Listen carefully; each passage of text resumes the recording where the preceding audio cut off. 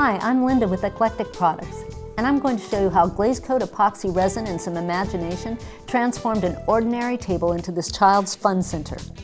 This project requires no special tools or products besides your imagination, a quart of glaze coat, and things you probably already have at home. If you can bake a cake, you can make this table. The secret's in the measuring and mixing. Oh, and reading the directions.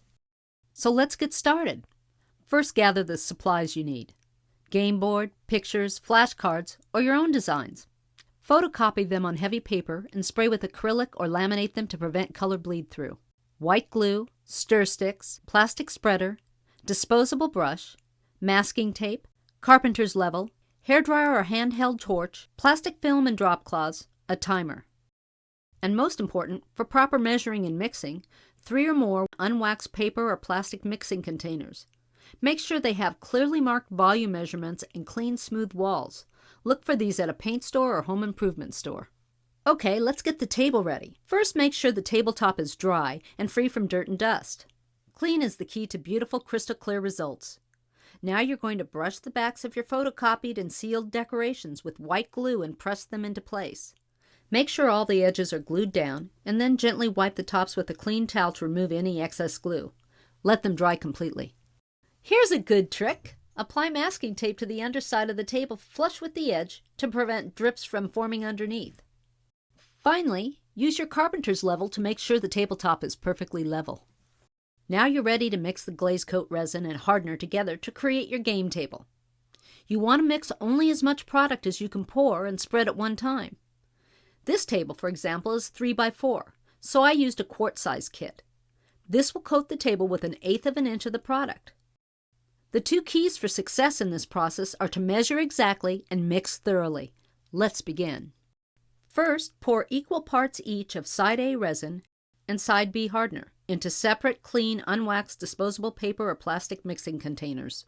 Now, pour the carefully measured resin side A into the container with measured hardener side B and thoroughly mix for 2 minutes. Here are some mixing tips. Make sure to time your mixing. Don't try to guess. Mix in small batches. I recommend folding the mixture into the center using steady revolutions while scraping the sides and bottom with your stir stick. This will help prevent excess air bubbles in the mixture. Don't use power-driven mixing devices. Pour resin and hardener mix into a clean, unused mixing container and thoroughly mix for an additional 2 minutes. Now here's the fun part. Immediately pour the glaze coat mixture in the center of the table. You only have about 20 to 25 minutes working time before the glaze coat sets up. Using a plastic spreader, quickly spread the mixture evenly from the center to the edges of the table. Avoid respreading the mixture because glaze coat will level itself as it cures. Don't worry if a little drips over. Once the top of the table is coated, you'll brush the sides with additional glaze coat and smooth out any drips. Here's a great trick for getting a perfect result. After this first pour, any air bubbles created during the mixing must be removed when the surface is still wet. Hold a hairdryer or a small propane torch about 6 to 8 inches above the surface and move it in a waving motion so that the surface is only slightly warmed. The bubbles will rise to the surface and disappear. Be sure to let this first coat dry at least 10 hours in a warm, clean area under a plastic canopy to keep the dust from settling on the surface.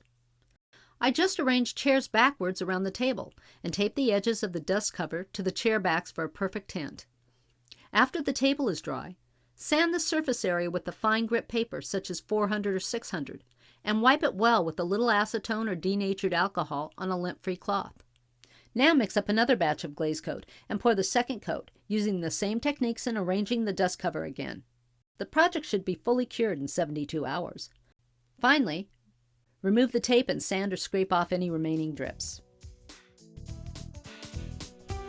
Let the fun begin.